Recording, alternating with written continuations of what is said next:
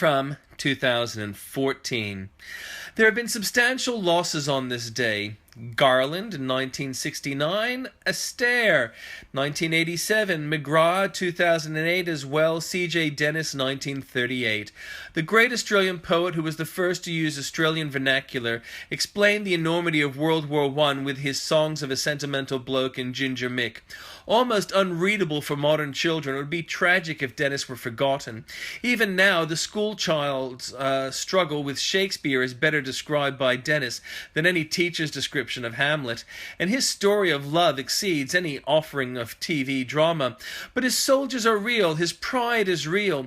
Forget English, new migrants should be made to answer comprehension questions of C.J. Dennis's poetry. And I'll stoush anyone who disagrees or cheats by using Dusk. He died on the eve of World War II of old age. A broken and dishevelled Garland had sung of a land over the rainbow. Dennis brought it to us. It is Australia, mate. In 1633, Galileo was made to recant his view that the universe travelled around the sun in favour of the absurd theory that the sun travelled around the earth.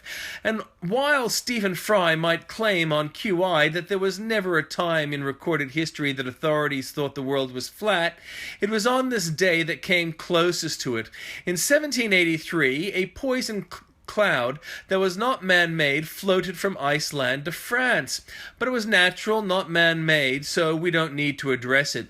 In 1813, a woman keen to defend beaver walked 30 kilometers to warn a Fitzgibbon.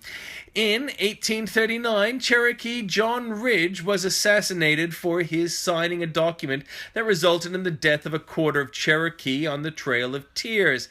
In his defense, he had negotiated a bad deal with the Democrat President Andrew Jackson.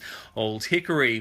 175 years of reform later, Democrat Obama is no better over Iraq. In 1954, in Christchurch, two heavenly creatures gave rise to a Peter Jackson film when they murdered the mum who they felt threatened their friendship. In 1954, in Christchurch, two heavenly creatures gave rise to a Peter Jackson film when they murdered the mum who they felt threatened their friendship. In 1990, Checkpoint Charlie was dismantled in Berlin. In 2009, Kodak consigned Paul Simon's Kodachrome song to history by stopping the production of their film. That's it for today. I don't see anybody, so if you come across this video at a later date and you like it, like it! Also, feel free to comment and share. Spread the love. Be well.